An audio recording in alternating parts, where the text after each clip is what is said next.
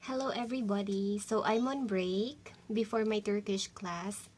So before, ayan, naka-break lang ako ng 2 hours. Hindi, 1 hour pala. 1 hour, tapos yung Turkish class ko naman is 12. Ang class ko lang ngayon is tatlo. 12, 12:30, saka 1. So mag-e-end siya ng 1:30. So before ako pakain sa mga cats ko, linisan ko muna yung litter. And then, pakita ko sa inyo kung paano. Ganito, nakahiga ako. Ay, nakaupo ako actually. Ito. Ito, kailangan natin ng balde. This is our lalagyan. Pink ang napili kong color. And then, plastic. Diba? Ayun. Siyempre, kailangan din natin ng pang scoop.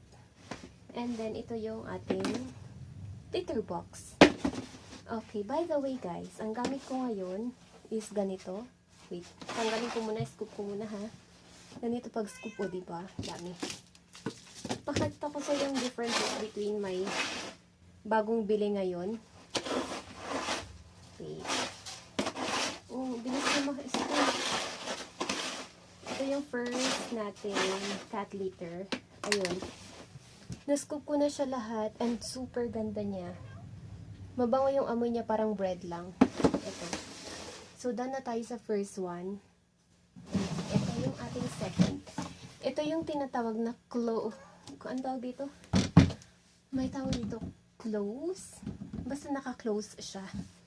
Pero mas nahihirapan ako dito kasi bubuksan mo pa siya. Unlike doon na naka-open lang siya, diba? Yan na, nagsi-CR na. Makita mo, bebe? Yan si Melody, nagsi-CR siya. Ito yung may cover siya. May cover, yun pala yung term. May nagsi-CR na. And ganito siya. Ganito yung first.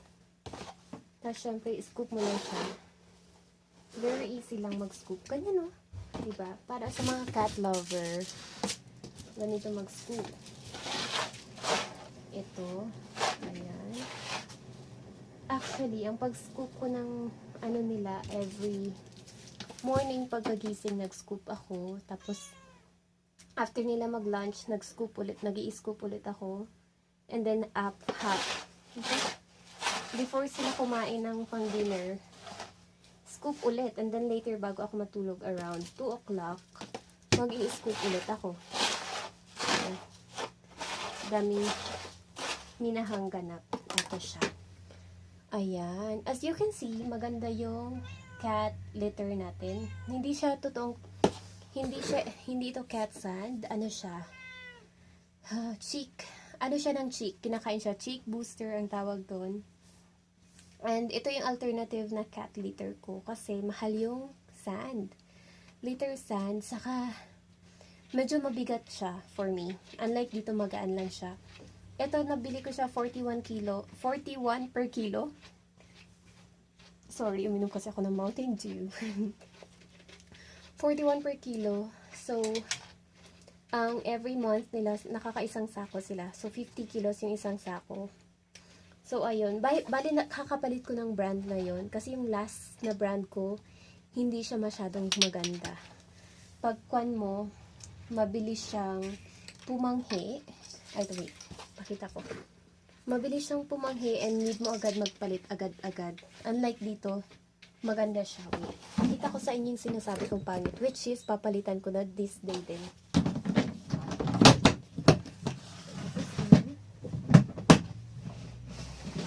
And alam niyo ba itong mga cats ko? Gustong-gusto nila mag-CR kapag naglilinis na ako. Talagang sinasadya nila. Ito yung kakaihi, tingnan nyo. Kita nyo, wait. Can you see that? And then, madali lang siyang i-scoop. O, diba? Ganun. Tapos, malinis na. So, maganda itong alternative na litter sand natin. Ayan, okay na siya. Okay na, na-scoop ko na yon. Ito yung sinasabi ko, hindi masyadong maganda.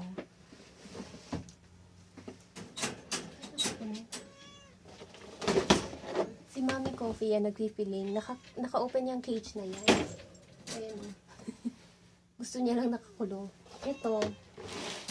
Ito pala is hindi ko na siya nagustuhan. Siguro every 2 days nagpapalit na ako kasi hindi maganda, hindi siya nagka-clump. Kapag umihi sila, parang nadadamay na lahat. Unlike yung isa, yung nahihian lang nila, yun yung mamumuo, which is, yun yung clump na sinasabi, yun yung mamumuo, yung inihian nila. Tapos, yun lang ang itatapan mo. Unlike dito, pag umihi sila, almost lahat nadadamay. Parang papanghiin na lahat. So, ayun. Ito yung Integra 2. Dati Integra 2 talaga gamit ko. Maganda yung Integra 2. Pero ngayon, nag-iba. Nag-iba yung characteristic. Yung, tawag dun. Basta nag-iba yung kanya texture. Ayun, may nagsi-CR. Ayun. Umihi na naman, di ba? Oh, pakita ko sa inyo. Ayan. Very easy lang siyang tanggalin. Wait. Very easy lang tanggalin. Unlike dito, nag-ipon-ipon na lahat na. So, papalitan ko na to. Yun, basta Red Cockpit. Yun, Red Cockpit yata yung brand nun. And 1. Red Cockpit 1. Hindi 2. Kasi yung 2 medyo malalaki. Yung medyo malalaki pala, yun ang hindi ko siya prefer. Yung medyo malalaki. Medyo maliliit yun. Pero hindi masyadong pino yung mashed. Pangit na yun. So, ito, papalitan ko na siya. Kasi hindi ko na gusto. Papalitan ko na siya. And yun, may 1 day na yun, maganda. Parang, hindi pa siya gamit na gamit. Unlike dito, 1 day pa lang, parang ilang araw nang nagamit. So, ayan, palitan ko na ito. So, pagpapalitan nyo siya, ganito. Lahat ko siya itatapon na. Sorry, guys. Sa mga nandidiri, you can skip. Alright, ganyan. Ayan.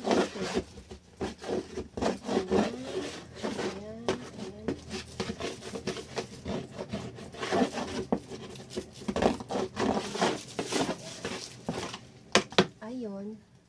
Saka ko na siya nilinisan. Ayun, pakita ko sa inyo yung pagpalit ko. Ayun, dito ganyan. Tapos, palitan ko siya wig.